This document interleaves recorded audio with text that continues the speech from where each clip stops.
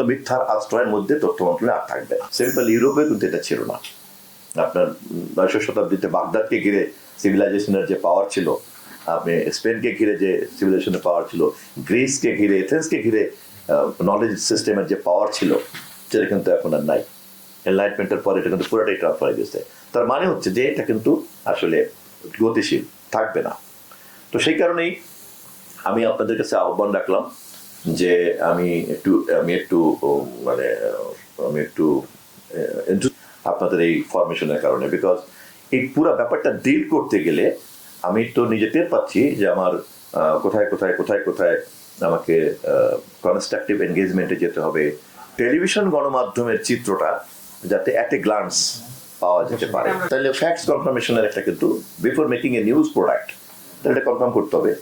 এখন সরকার অথবা গণমাধ্যম কমিশন যেই করুক না কেন, এখন ডাটা এবং ফ্যাক্টস এটাকে কনফার্ম করার জন্য যে মেকানিজমটা ডেভেলপ করতে হবে, এই মেকানিজমের কথাটা উপর থেকে না এসে যদি আপনাদের ভিতর থেকে আসে, অ্যাজ এ জার্নালিজমের পেশার মধ্যে তো এটা তো আপনার ডিগনিটিও বটে।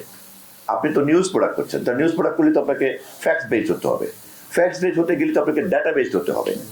তাহলে আপনি একজন উদ্যোক্তাকে তো আপনি বলতেই পারেন যে ভাই তুমি যদি প্রতিষ্ঠান করো তাহলে কিন্তু তোমাকে এই মেকানিজম কনফার্ম করতে হবে। এটা কিন্তু খুব কঠিন কাজ না। আমি আজকে সম্পাদকদের সঙ্গে এটা আলাপ করবো। আজকালকার ডিজিটাল যুগে এটা কোনো কঠিন কাজ না। হ্যাঁ, ছাপার ক্ষেত্রে যেহেতু আমাদের সমস্ত প্রেসের কম্পালশন করা যায় নাই যে সে ডিজিটাল প্রেসে যাবে, সেই জন্য তার ছাপাটা আমার পাওয়ার কোনো ডিজিটাল মেকানিজম নাই। কিন্তু এই না থাকার সুযোগে মাত্র 500টা টিআরপি দিয়ে আমি দেশের 5 কোটি টেলিভিশনের হিসাব বুঝাই দেব, অথবা সেই মিথ্যাকে গ্রহণ করব, অথবা পত্রিকার ছাপাকে আমি আমার মন গড়া একটা সংখ্যার ভিত্তিতে বিজ্ঞাপনের সুযোগ সুবিধা বন্টন করব, এই নীতিমালা থেকে তথ্য মন্ত্রণালয় বেরিয়ে আসবে। সুযোগ সুবিধার ক্ষেত্রে হয়তো কোনো পরিবর্তন হবে না, কিন্তু যে তথ্য পরিসংখ্যানের ভিত্তিতে আমরা এই সিদ্ধান্ত নিব সেখানে কোনো মিথ্যার আশ্রয়ের মধ্যে তথ্য মন্ত্রণালয় আর থাকবে না।